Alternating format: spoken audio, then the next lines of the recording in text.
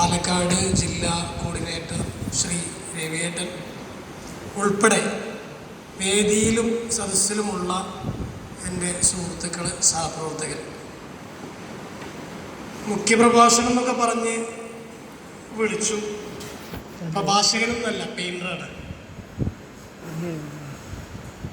എൻ്റെ പേര് ഷാജഹാൻ ഉമ്മരൻ. മണ്ണാർക്കാട് കോൺസ്റ്റിറ്റ്യൂഷനിൽ അലനല്ലൂർ പഞ്ചായത്തിൽ എടത്തനാട്ടുകര സ്വദേശിയാണ്. ഭാര്യ, 2 മക്കൾ. 15 വർഷത്തിലധികം ആയി പെയിൻറ്റിങ് മേഖലയിൽ ഇറങ്ങിയിട്ട്.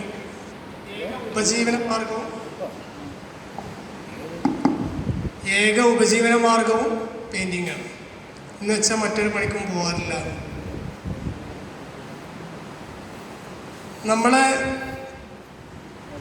സ്വാഭാവികമായും ഏതൊരാളുടെ മുമ്പിലും പെയിൻറ്റിങ് തൊഴിലാളികൾക്കൊരു സംഘടന എന്ന് പറഞ്ഞ് അവരുമായി സംവദിക്കുമ്പോൾ, അവരുമായി സംഭാഷണം നടത്തുമ്പോൾ അവർ ചോദിക്കുകയാണ്, ഇക്കാലം അത്രയും ഞങ്ങളാരും ഒരു സംഘടനയിലും പ്രവർത്തിച്ചിട്ടില്ല, ഞങ്ങൾക്കൊണ്ട് പണിയും കമ്മിയായിട്ടില്ല, പിന്നെ എന്തിനാണ് ഇനിയൊരു സംഘടന?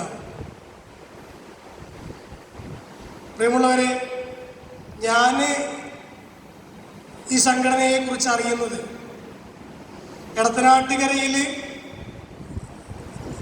എൻ്റെ സഹപ്രവർത്തകരെ ഒരുമിച്ച് കൂട്ടി ഒരു ചെറിയൊരു ആക്സിഡൻറ്റ് ഞങ്ങളുടെ സഹപ്രവർത്തകന്, അദ്ദേഹത്തിന് വേണ്ടി ഒരു ചെറിയൊരു കോൺട്രിബ്യൂഷൻ കൊടുക്കുന്നതിന് വേണ്ടിയിട്ട് ഞങ്ങളൊന്ന് കുറച്ച് ആളുകളെ ഒരുമിച്ച് കൂട്ടി. ആ ഒരുമിച്ച് കൂട്ടിയിൽ പല ആളുകളും സഹകരിച്ചു, പല ആളുകളും വിമുഖത കാണിച്ചു. അതിൽ നിന്ന് ഉരുത്തിരിഞ്ഞ് വന്ന ഒരാശയമാണ് നമുക്കൊരു സംഘടന വേണം. അങ്ങനെ അവിടെ ആ ഭാഗത്തുള്ള സീനിയറായിട്ടുള്ള പെയിൻറ്റിങ് തൊഴിലാളികളെ ഉൾക്കൊള്ളിച്ചുകൊണ്ട് ഒരു സംഘടനയ്ക്ക് രൂപം നൽകി, എടത്തനാട്ടുകരയിൽ മാത്രമായി. ആ സംഘടനയുടെ പേര് സംയുക്ത പെയിൻറ്റിങ് തൊഴിലാളി യൂണിയൻ.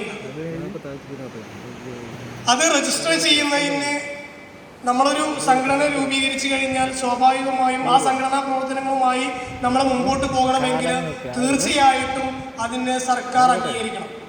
കേവലം ഒരു സംഘടനയായിട്ടെങ്കിലും, അത് പലതരത്തിലുണ്ട്.